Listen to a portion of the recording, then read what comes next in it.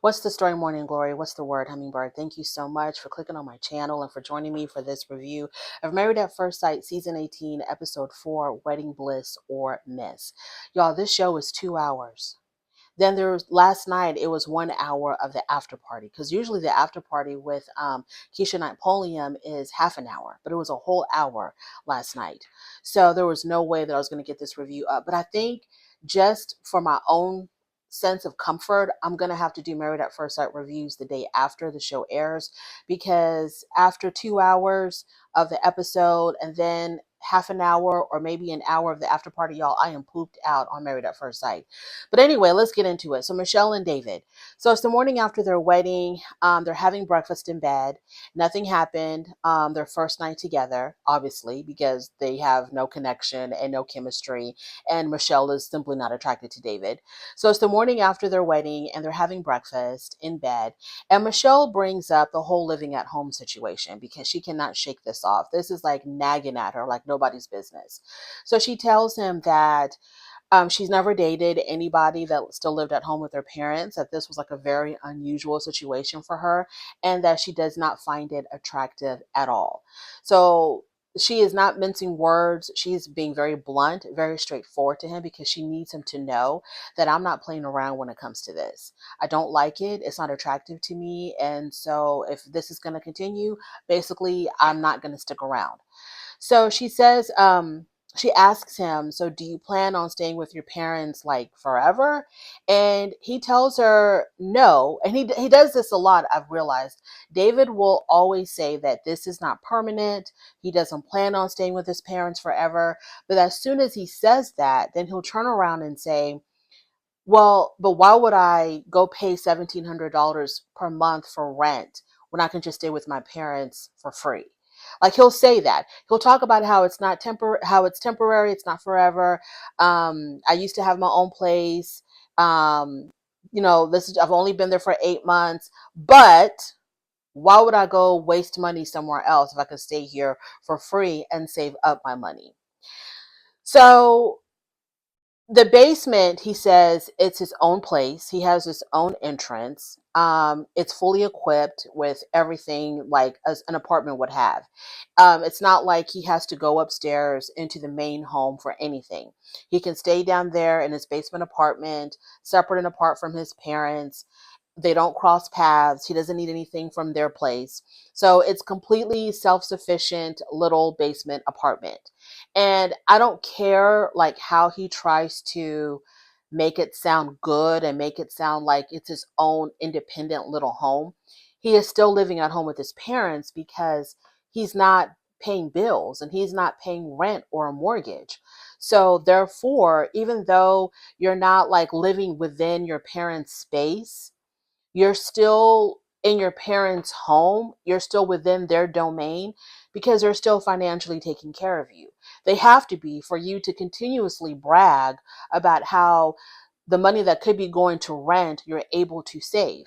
So it doesn't matter how pretty you try to make it, how separate and apart you try to make it from your parents' home, how independent you're trying to present yourself to be, David.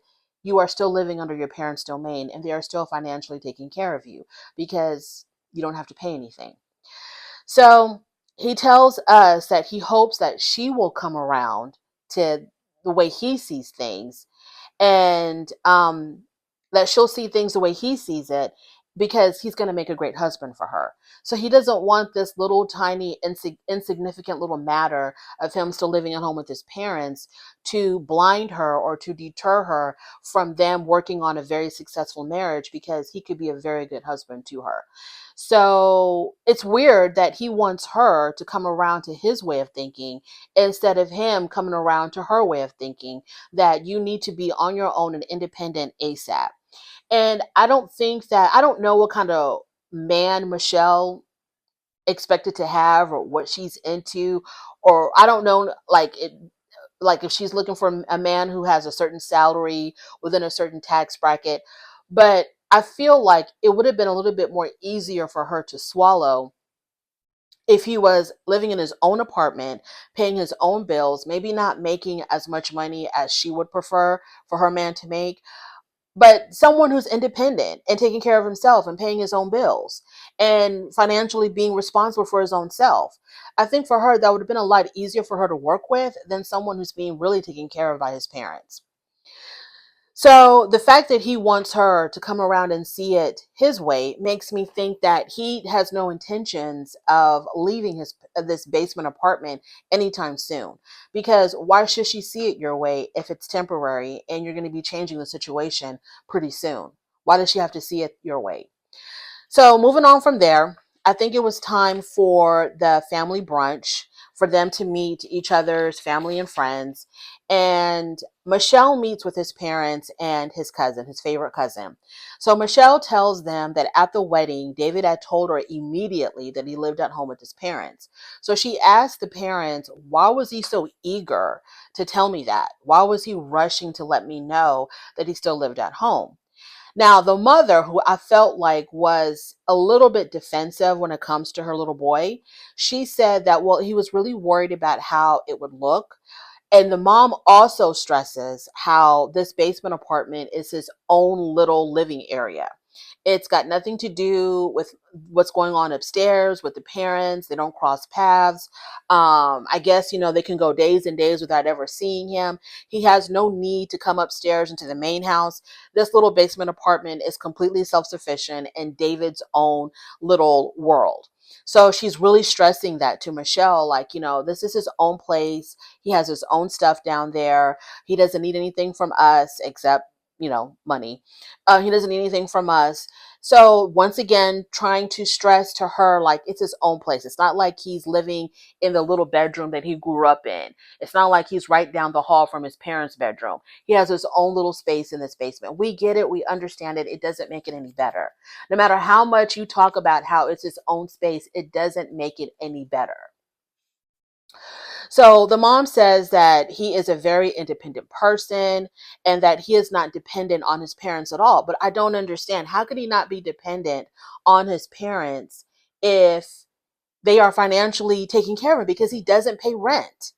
And if he pays anything else, he has not mentioned it yet. Maybe he does. Maybe he does help them out with bills or whatever, but he hasn't talked about it.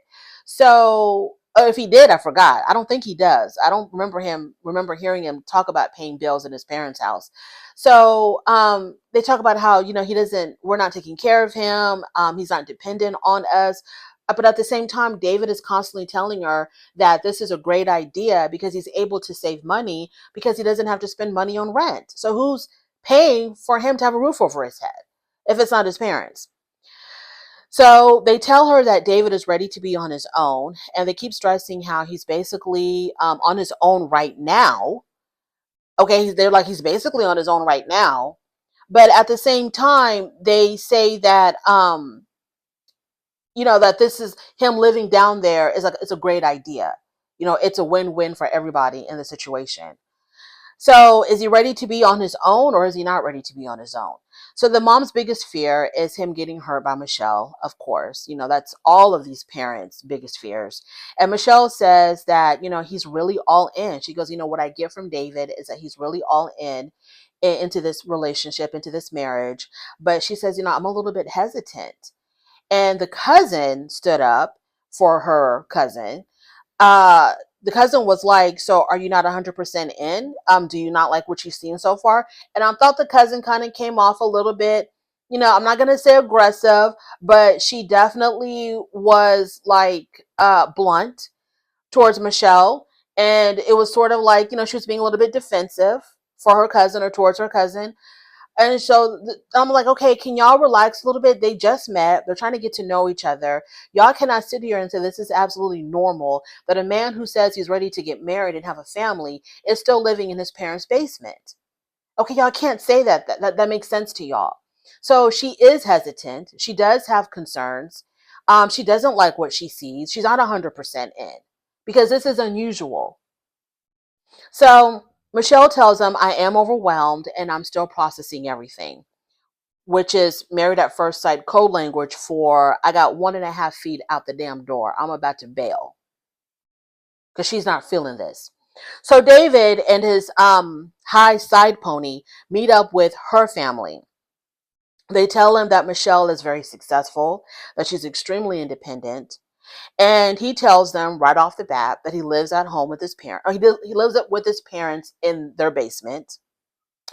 And one of her relatives literally rolled her eyes when he said that. The camera caught her rolling her eyes when he said he lived at home in his parents' basement. So David says that he tells her family, because this is another song and dance that he likes to do. He chooses to live there with his parents. He doesn't have to. It's not like he's financially strapped. He's got the money. Okay, he's got the money. He can afford to live on his own easily because he's got two careers. But he chooses to live with his parents because it's ridiculous to go out there and pay rent when you can pocket all that money. And the family says that she's going to have a problem with that. Michelle's not going to like that. David says, yeah, she already told me. She said that she was really hesitant and that she was feeling overwhelmed. David also mentions that Michelle has said that he was moving too fast. And they tell him, yeah, you need to slow down. The relative that rolled her eyes, also, she kind of came off kind of, a little bit. She was like, you need to pump your brakes. That's what she told David. You need to slow down and pump your brakes because, Michelle is still trying to process everything. They were basically telling him also that he was like a fast talker. He's one of those people that talks a lot, like the things that he needs to say, he'll say them, but it's covered up in a whole bunch of other mess. So when he had dropped the bomb on her that he lived at home with his parents, it came out really, really fast. And he was saying a whole bunch of stuff, a whole bunch of nothing. And they're like, yeah, you need to stop doing that because you need to be real slow with her. You need to slow down, let her process things, let her think about things, because you are moving a little bit too fast. And give her time to process all of this. So after they met with each other's families, it was time for them to have a conversation and to go over what was discussed at the family brunches. So Michelle tells David, she starts off by saying, well, did you know at the wedding that, did you know that I had a complete meltdown? He was like, no, I didn't know. She was like, yeah, I had a complete meltdown. And he was like, where was I? How come I didn't notice this? And she said that she was with her friends. She was in the bathroom. And he was really concerned that she had this breakdown. And he asked her, well, if you're like really struggling with this, are you still going to go to the damn honeymoon? Because he thinks that she's ready to bail now. Everything about the situation is telling him that this woman is not feeling me. She's not happy. Is she even going to go to the damn honeymoon? And so she reassures him that, yes, I will still go to the honeymoon. So then they talk about the whole living at home situation. She brings that up yet again. I think she's going to continue to bring this up until he moves out. Y'all, she's going to continue to bring up him living at home with his damn parents until he moves the hell out. So she asked, I don't know what made her ask this, but she asked him the question, are you embarrassed to be, because I think he mentioned it to her family, and I think he started to say that it was kind of embarrassing having to talk about it. So then she asked him, are you embarrassed about talking about living at home, or are you embarrassed about living at home? And he says that he's embarrassed to be living at home, which is weird to me that he says that because he's constantly bragging about how he's saving all this money. He's got two careers. He's choosing to do this. He doesn't have to do this. The basement is his own little, his own little apartment. He's not intermingling with his parents.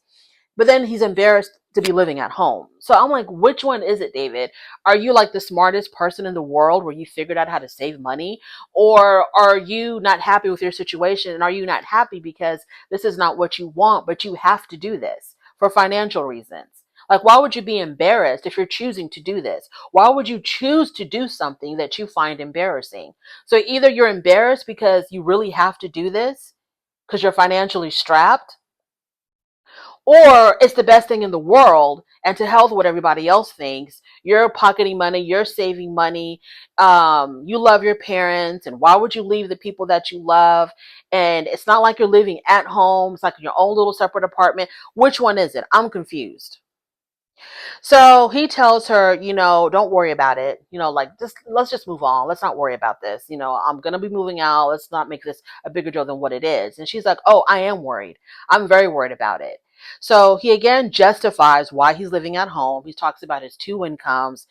He said that he used to live on his own 2 years ago. He's only been at his parents' basement for the past 8 months. It's not like he's been there for years and years and years. He has lived on his own before, et cetera, et cetera. So he says that he plans to move out. He plans to move out, and she just can't get over it. She's like really hung up on this. And I'll be right back.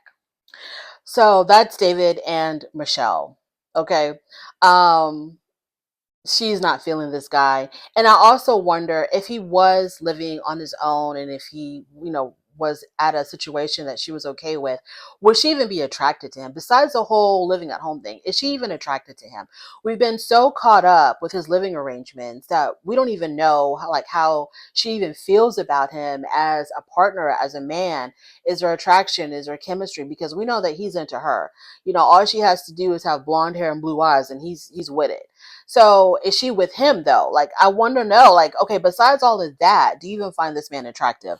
Let's move on to Imam and Iachi. So when they wake up the morning after their wedding, nothing happened. They were too tired for anything to happen. But I think they did snuggle or canoodle or whatever, because they talk about how when when they physically touched in bed, it was like electrifying and whatnot, but nothing happened. So it is time for them to have their family brunch. Imam meets with his mom and friends, and the friends tell her that Ikechi, he's an author, he's a poet, and he has a very large social media following.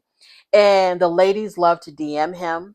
The ladies love Ikechi, right? So they ask her, how are you going to feel with him getting all of this female attention? And she says that she'll be able to handle it as long as he's able to make her feel secure. But y'all, okay, fine. Okay, Ikechi. So okay, Ikechi, I guess, uses his, like I said this in my other review, he knows how to use his words. Even Mem's cousin said, Ikechi knows how to use his words. And so he doesn't have a problem, I guess, getting women, I guess, from what the family is saying. He has a large social media following. He's got, the women can't get enough of Ikechi because he's such a poet and he's so good with his words. So, like, what was the issue then? Like, why couldn't you find a anyways, okay. Maybe he has the quantity, just doesn't have the quality of woman that he's looking for. So they tell her that Ikechi is looking for a unicorn. He's looking for perfection. Now, when they said unicorn, okay, and then they said he's looking for perfection, to me, unicorn and perfection are not one and the same. To me, a unicorn means rare. Okay, if you're looking for a unicorn, you're looking for someone that is rare. You're looking for a particular kind of partner or woman that you're not going to find in your everyday life. This is a woman that is so rare. Now, when they said perfection, they messed it up. They messed it up when they said perfection. He's looking for perfection because it makes him sound idiotic. Because obviously nobody is perfect. You're never going to find it. So it makes them sound very, very, very idiotic. So when they said that to her, of course, she got concerned because you will never find perfection, which means that he will never be happy with her because he's looking for perfection. So Ikechi meets up with her friends, and because remember, her dad passed away, her mom isn't feeling it at all, her being on this show, and I'm not sure what's going on with her siblings if she has any. So the question is, they ask Ikechi, you auditioned before for Married at First Sight, so how do we know that you're here for the right reason? And Ikechi says that, coming on this show is not an easy thing. Okay, it's not something that you just do overnight. It's a very long and hard process to get on the show. So it's not like I'm just here just to be here, because it's not easy to be. You have to, like, be very vulnerable, bare your soul, answer all these questions about you for them to figure out your personality. So it's not an easy thing. He's not taking this lightly at all. He's not here for clout. He's here because he's really serious about finding a wife. And he says, I'm opening myself up to millions and millions of people. And this process might not even work. I might fail. I'm going to be failing in front of all of these people. That sounds really good. I still believe that he's a Married at First Sight groupie. I still believe that he's here to showcase himself. I still believe that he's trying to gain some type of popularity from being on this show. I believe that about Ikechi. I could be wrong. And I might be in the minority. I might be the only one that thinks that. But I do believe that he is here for clout. I think he's here for clout. If he can get a wife out of it and fall in love, great. But I'm thinking that he's one of those people that's just going to be so happy that he was a part of this experience. If him and Imam do not work out, I think Ikechi is going to be just fine.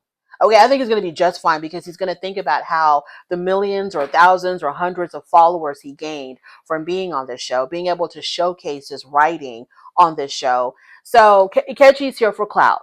I'm sorry, I think he's here for clout. So after they met with each other's family, Imam and Ikechi meet up with each other and they talk about how the brunches went. Imam brings up how they told her that he was looking for perfection, looking for a unicorn. Like I said, to me, unicorn and perfection are two different things. Unicorn to me means you're looking for something rare, not necessarily perfect, but just hard to find. And perfection, we all know what that means.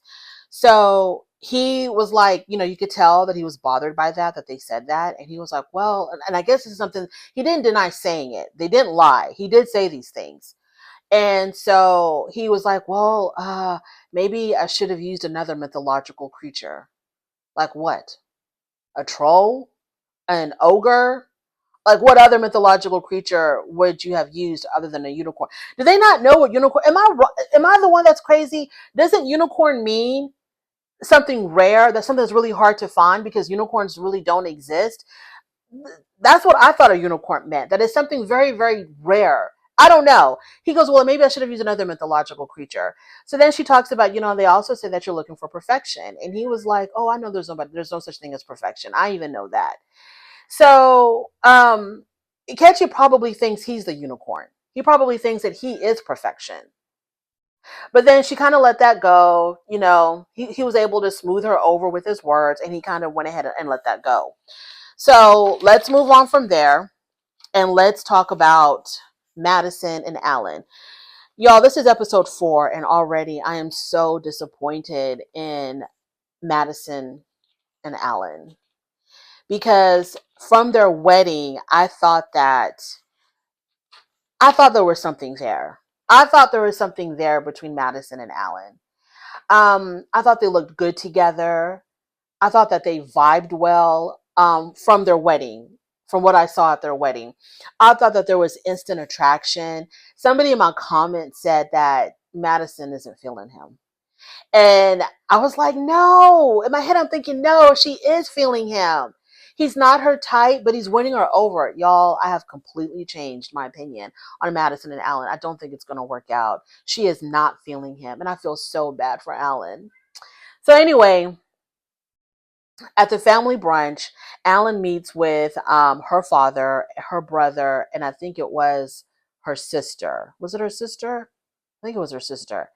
So they talk about when do y'all plan on having kids, or are you interested in having kids? He says yes, he does want children, maybe in about 2 years or so.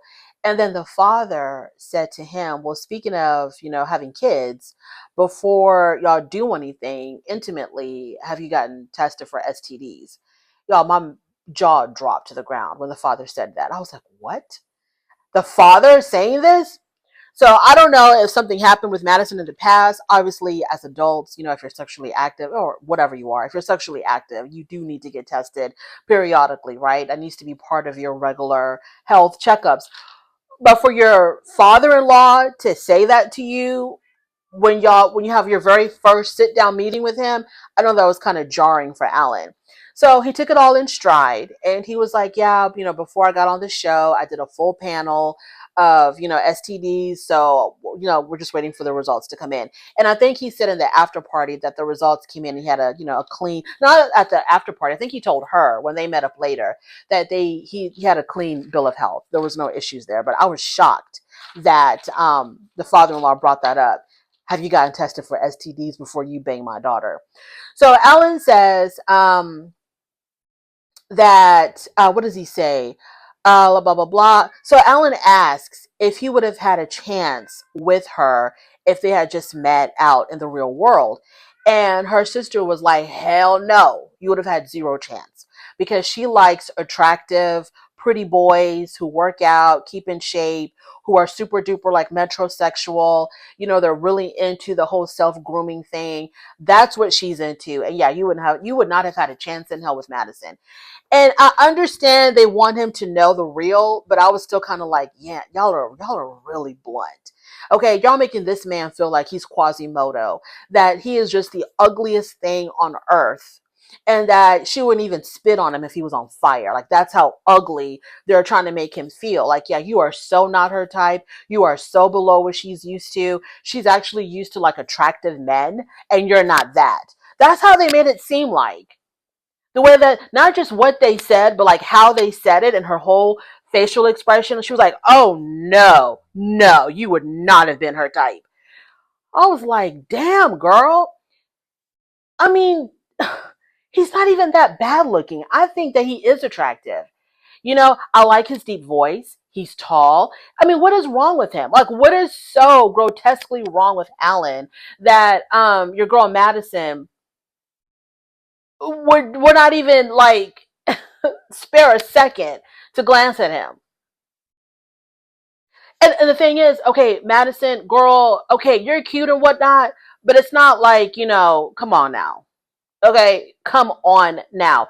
As far as attractiveness, as far as I'm concerned, and maybe because I'm feeling some kind of way because, I've had the ragging on my boy Allan, but I think Allan and Madison's attractiveness is on the same level. She's not like so far completely out of their league. If I saw Madison and Allan walking down the street together, I would not be like, oh my God, what how did he get a woman like that?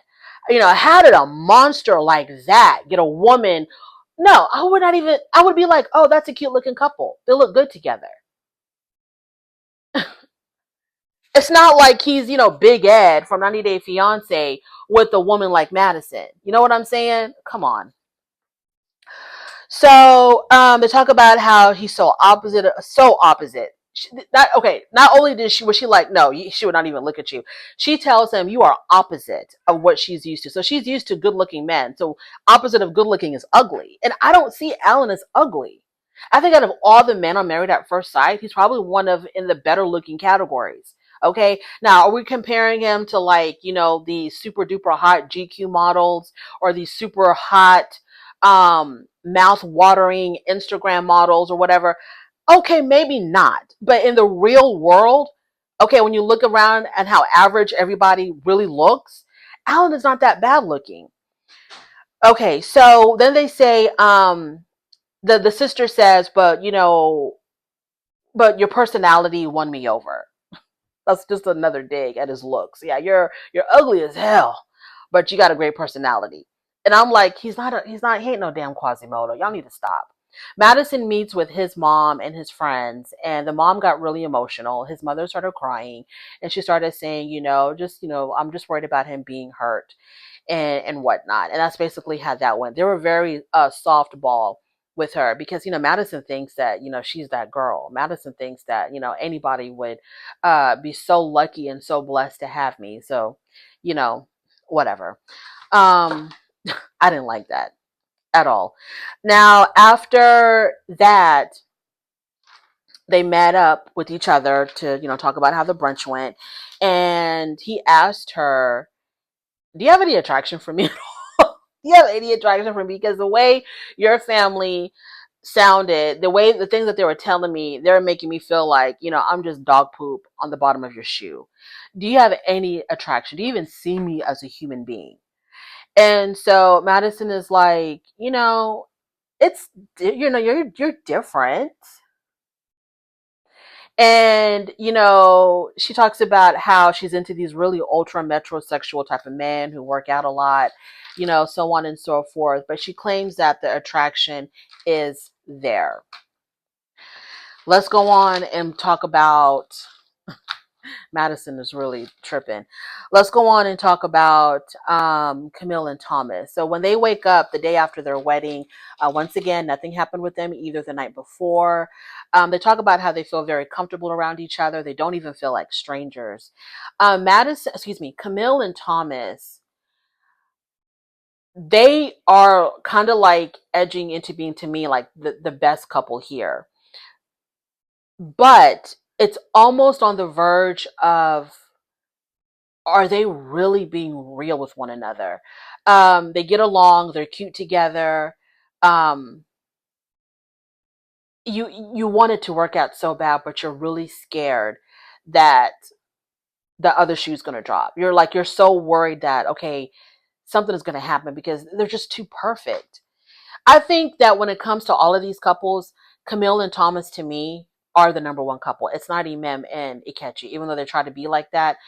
To me, it's Thomas and Camille. So when they wake up the day after their wedding, they talk about how comfortable they feel with one another. I see that Camille is beginning to warm up to him. I thought in the beginning she was kind of stiff around him, but I see her trying to warm up to him, and I see something there between them. Like, I really see something there between them. They talk about the age gap because he's about 10 years older than her, and he asked her, "What's the oldest guy that you've ever dated?" I think she said, someone who was around his age.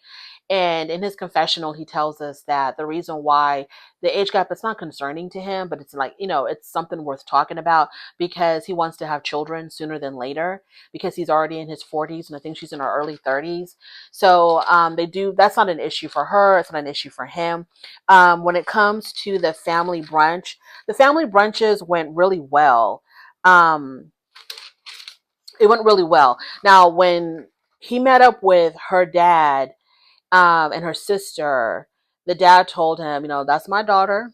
Okay, that's my little girl. So I have super high expectations on how you're going to be treating her, like super high expectations. So he's expecting a lot from Thomas.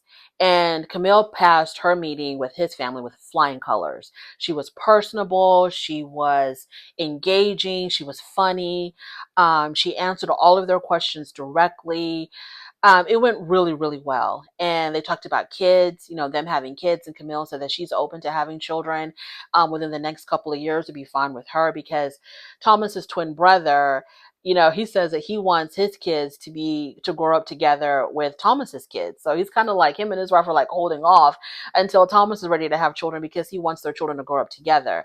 So yeah, that their meetings went really well. They're very respectable to their in-laws. I really like Thomas and Camille together, but there's still like a little part of me that's like so worried that it might go wrong. But I am enjoying Thomas and Camille. Right now, they are the epitome of what this show is about. I really like Thomas and Camille. So after all of these brunches, it is time to head off to the honeymoon, which is Mexico. So they're all going to Mexico. Was it Cancun, y'all? I don't remember. So everyone piles into the Sprinter van, and Michelle is shocked that everyone is so lovey-dovey with one another, that the other couples are getting along, they're affectionate with each other, they're sitting close to one another, they're touching each other. She's surprised because she's struggling with David, so she just assumed everybody else was going to be struggling too. But yeah, everybody else is getting along.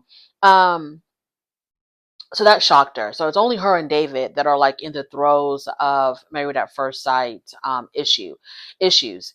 So Imam and Ikechi, to me, it's just too much for me. Imam and Ikechi, when they were all sitting in the Sprinter van, Imam and Ikechi were like, having their arms around each other, like constantly touching each other, which is fine. I don't have any issue with that. But I feel like they're not doing it for genuine reasons.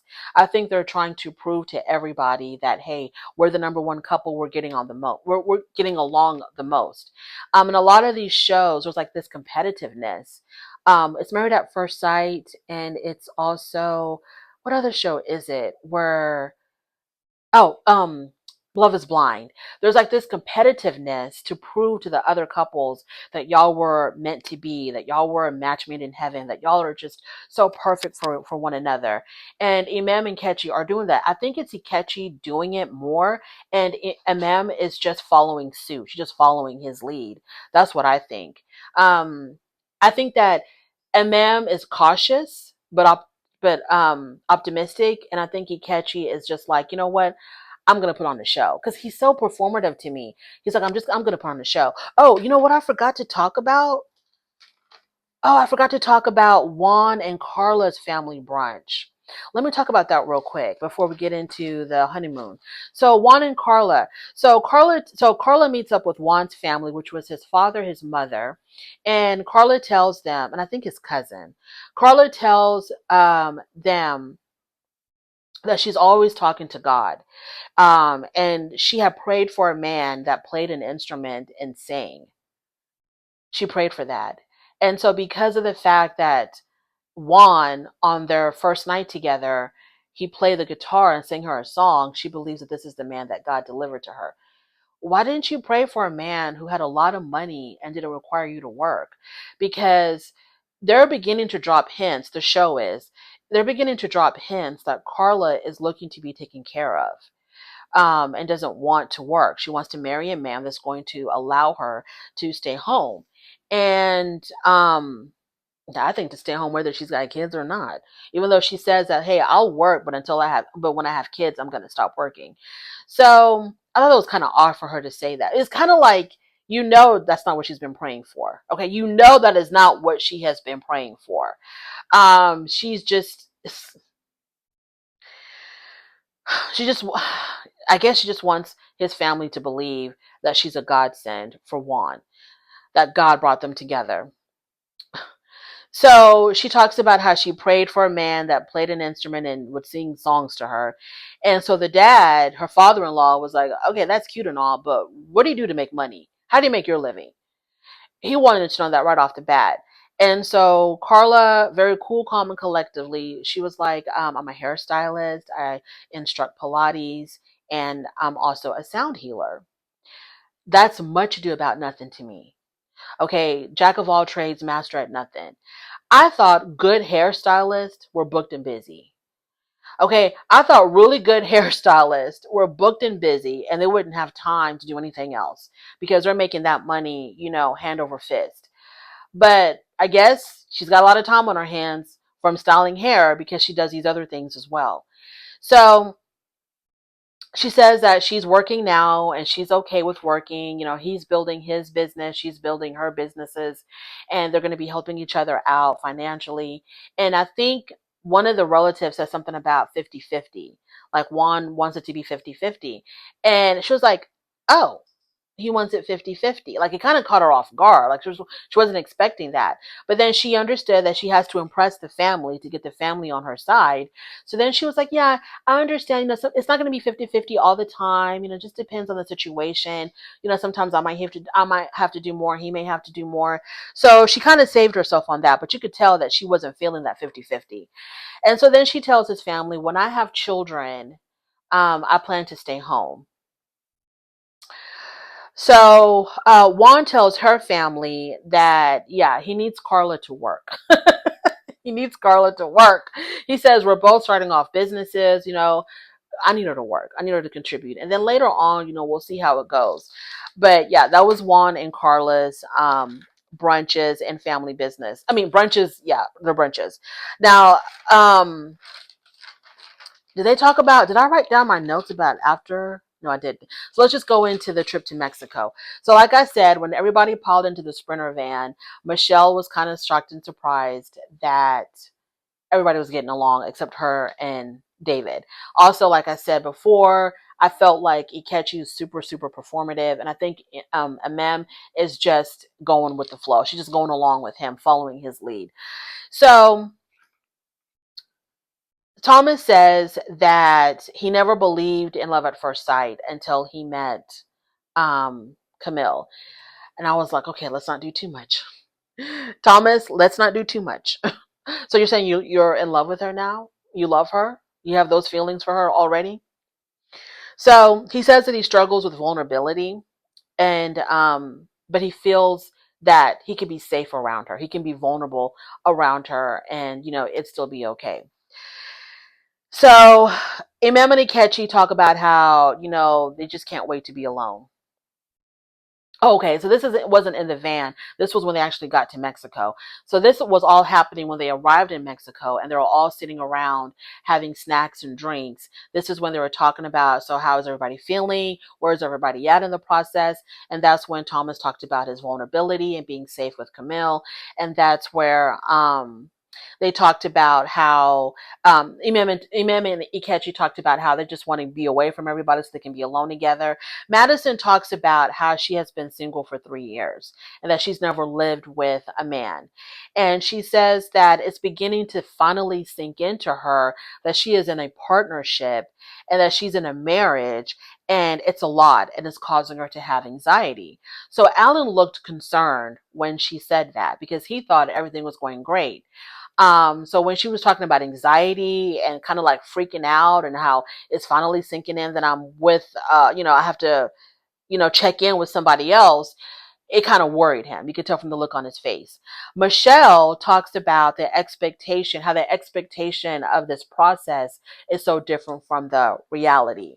What were you expecting, girl? What were you expecting, Michelle? Were you expecting a man who at least had his own house? Is that what you were expecting? So the group acknowledges that Imam and Ikechi have the most chemistry and that they get along the best, but I'm not buying it. That's what the group says, but I don't even think they believe that. I think it was Madison that started that whole thing about, oh my God, Ikechi and Imam, they're getting along so great. They're so perfect for each other. And everybody else chimed in, but I don't think anybody really believed that. The reason why they see that in Ikechi and Imam, because Ikechi and Imam are crying for attention, especially Ikechi.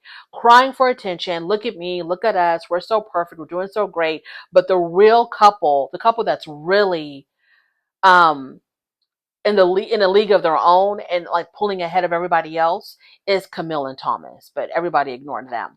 So their first morning in Mexico, they wake up the next morning and we find out that David slept on the couch. So when she woke up that morning, he wasn't in the bed, he was sleeping on the couch. And so she asked him, like, what happened? And he said that around 1 o'clock in the morning he got hungry. So he went out to get something to eat. He didn't want to wake her up by getting back into bed. So he just decided to sleep on the couch.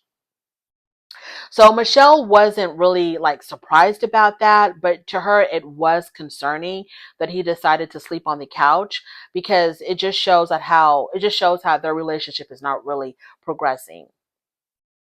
So she asked him, as she's curling her hair, once again, how this whole thing about living with his parents. So she asked him who would choose to live with their parents at the age of 36. He talks about how it's his choice. He's not forced to do it. He wants to do it.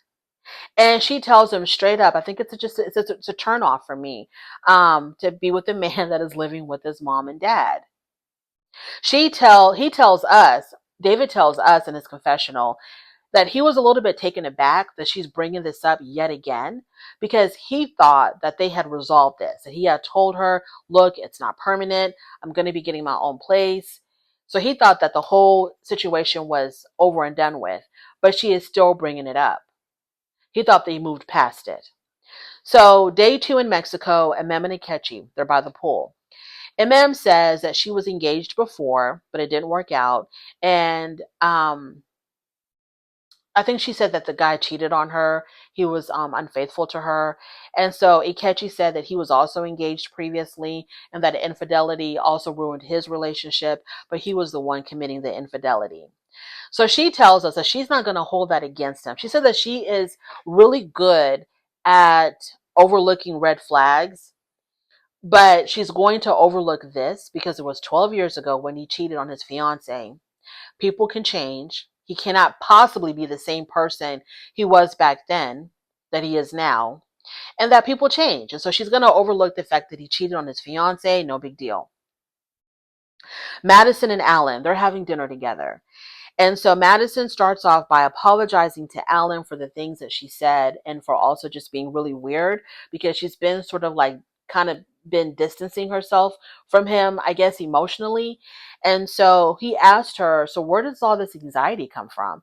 And she says it's basically, for her, it's just the fact that everything is sinking in, that she's in a marriage now and that she is not necessarily responsible for a whole nother person, but she has to take a whole nother person into consideration in anything that she does. He tells her that he's been very cautious with her. You know, there are times when like I want to reach out and hold your hand, but I hold back because I don't want to invade your space or make you feel uncomfortable. And so she's like, oh, I don't have an issue with that. If you want to hold my hand, hold my hand. I don't care. If you want to put your hand on the small of my back while we're walking, that's fine. I don't have an issue with that at all. She tells him that she's okay with all of that. She tells him that she is really trying and that she has a lot of respect for him. And that's where the episode ends. Now, in the after party, Madison was there. So it was like a two-part after party. The first part was with Allan, Imam, and Thomas. And Allan said that the best night of his life was his wedding night, which to me that sounded really sweet. And he talked about how they got along so well. So when they arrived in Mexico and she starts talking about anxiety and everything, you know, hitting her really hard all of a sudden, he was kind of surprised about that. Even Keisha Knight-Pulliam said, I thought there was a lot of chemistry between y'all on your wedding night. If we look specifically at the wedding day, it looked like y'all were connected. It looked like there was an attraction there, that y'all were both happy with one another. And then things went downhill in Mexico. So after that first segment, we had Madison, David, and Carla for part 2 of the after party. And so Madison said that her feelings, I guess, were changing for Allan. Number one, when he came out in the broccoli shorts. I don't know if she was serious about that or if she was joking, but she said that the broccoli shorts turned her off. And that was like day one, the night that they got married. Okay, she was already turned off. And she also said that he has this quirkiness that she's just not used to. Now, Keisha Knight-Pulliam said, you know, I can see Allan, he's got like a certain kind of swag about him.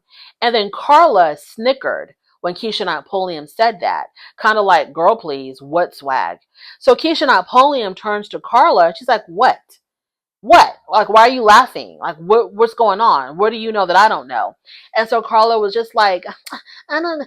And so Keisha Knight-Pulliam was like, say it. Like, what's the problem?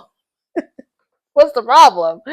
And so Carla then brings up an incident that happened between Allan and Madison.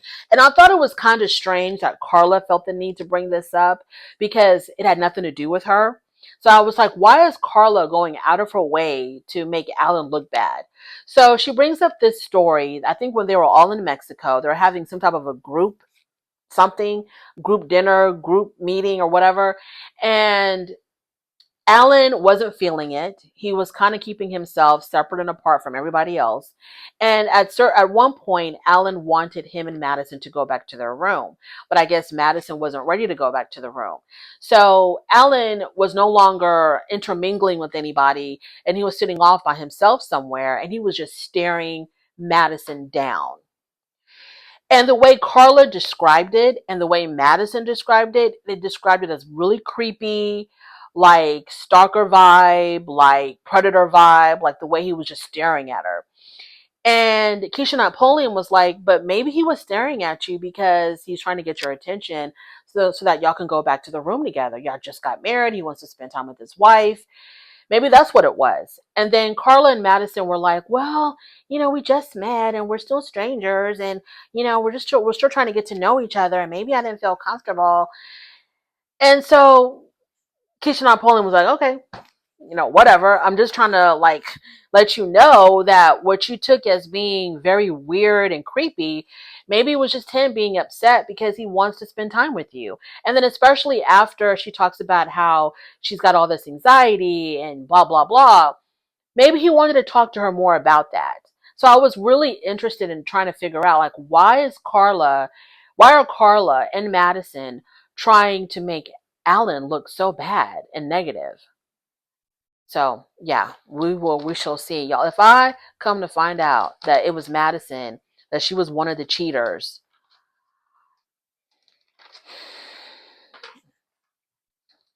I'm gonna pick her apart bit by bit.